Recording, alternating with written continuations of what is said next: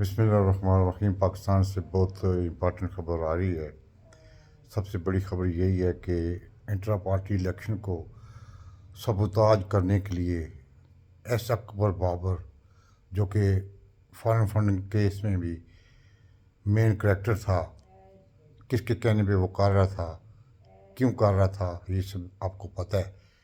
آج جب intra party election کے لیے کاغذات نامزدگی داخل کیے جا رہے تھے تو وہ اسلام آباد سیکریٹریٹ میں تقریباً 13 سال کے بعد آیا۔ وہ کیوں آیا، کس لیے آیا، کیا وجہ ہے؟ یہ باقاعدہ طور پر ایک منصوبہ بندی کے تحت عمران خان صاحب نے، جو کہ بام گیا تھا کہ وہ ان بڑا دفتروں کے ساتھ جو کچھ کرنا چاہ رہا ہے، جو کچھ آئندہ کرنے جا رہا ہے، اس لیے انہوں نے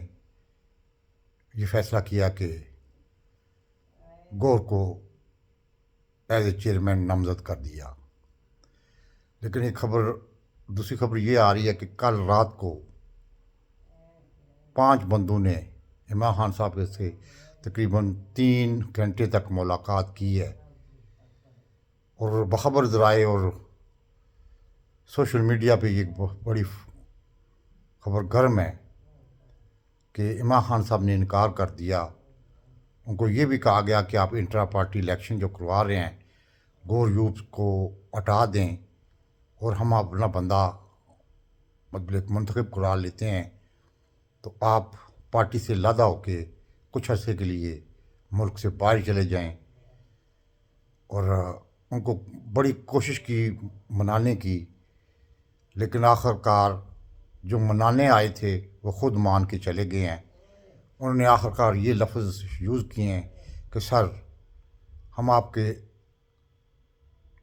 ویو سے بالکل مطلب کہ اختلاف نہیں کرتے، لیکن ہمیں اوپر سے آرڈر ہے، ہم مجبور ہیں۔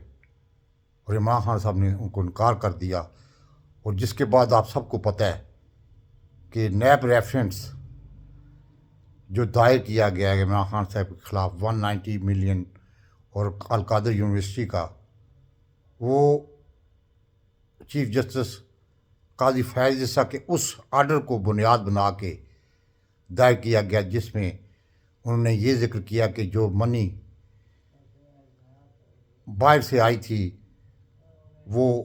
چوری کی منی تھی، اور سپریم کورٹ کا اکاؤنٹ کیوں استعمال کیا گیا، اور وہ بنیاد بنا کے پھر بشریٰ بی بی، عمران خان، زلفی بخاری اور شہزاد اکبر،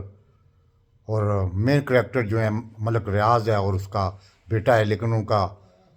کوئی ذکر نہیں ہے، صرف ذکر تو ہے لیکن نام نہیں ہے۔ اور یہ وارنٹ سب کی گرفتاری جاری ہو چکے ہیں، جس میں شہزاد اکبر کے بھی، زلفی بخاری کے بھی، بشریٰ بی بی کے بھی، عمران خان صاحب کے بھی، لیکن ملک ریاض اور اس کے بیٹے کے نہیں جاری کیے گئے۔ آپ سب کو پتہ ہے کیوں۔ تیسری سب سے بڑی خبر یہ آ رہی ہے کہ ڈپٹی کمشنر پشاور نے بھی باقاعدہ طور پر انٹری لے لی ہے انٹرا پارٹی الیکشن کے سلسلے میں۔ اس نے خط لکھا ہے کہ آپ ہمیں بتائیں کہ آپ نے کہاں پہ یہ دفتر بنایا ہے، اور کون سے ورکر، کون سے ممبر یا کون سے بندے اس میں حصہ لے رہے ہیں، تاکہ ہمیں بھی انفارم کیا جائے۔ تو اس چیز سے ظاہر ہوتا ہے کہ عمران خان صاحب نے جو سازش بانپ لی تھی، اس کے مطابق عمران خان صاحب نے جب گور کو منتخب کیا تھا، اس کے بعد پاکستان کے پورے میں یعنی کہ ایک ہلچل مچ گئی تھی، اور اب میرے خیال میں اس کو سبوتاج کرنے کے لیے کام شروع ہو چکا ہے۔ لیکن میرا خیال ہے کہ اس میں کامیاب نہیں ہوں گے، کیونکہ اب تو یہ ظاہر ہو چکا ہے کہ بڑا دفتر کس کے جھنڈے پہ کس طرح کر رہا ہے، کیوں کر رہا ہے۔ اب آپ خود اندازہ لگا سکتے ہیں کہ لمس کے بچوں کے علاوہ اسلام آباد کے بچوں نے، جو کہ ایک کنونشن ہوا ہے سما پہ، طلعت حسین نے کنڈکٹ کیا،